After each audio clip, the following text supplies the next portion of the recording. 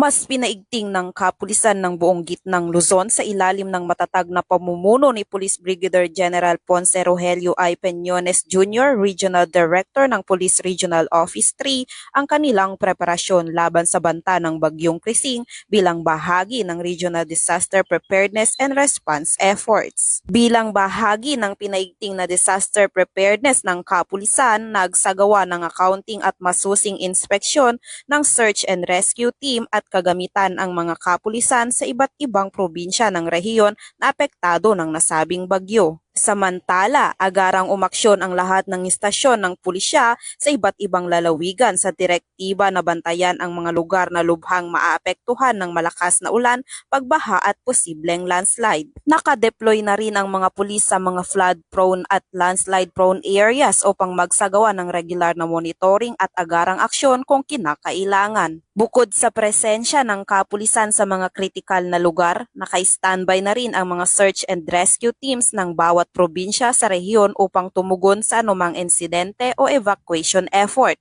Pinag-ibayo rin ang ugnayan sa mga lokal na pamahalaan at disaster response units upang masigurong mabilis ang koordinasyon sa panahon ng sakuna.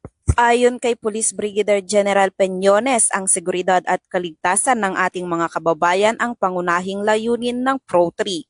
Aniya, hindi na kailangang hintayin pa ang pinsala ng bagyo sapagkat nakahanda ang buong hanay ng Pro3 para sa agarang aksyon. Samantala, nananawagan din ng mga otoridad sa mga mamamayan ng gitnang Luzon na manatiling mapagmatsyag, makinig sa opisyal na anunsyo ng pamahalaan at agad na iulat sa pinakamalapit na himpilan ng pulisya ang anumang insidente na nangangailangan ng agarang tugon.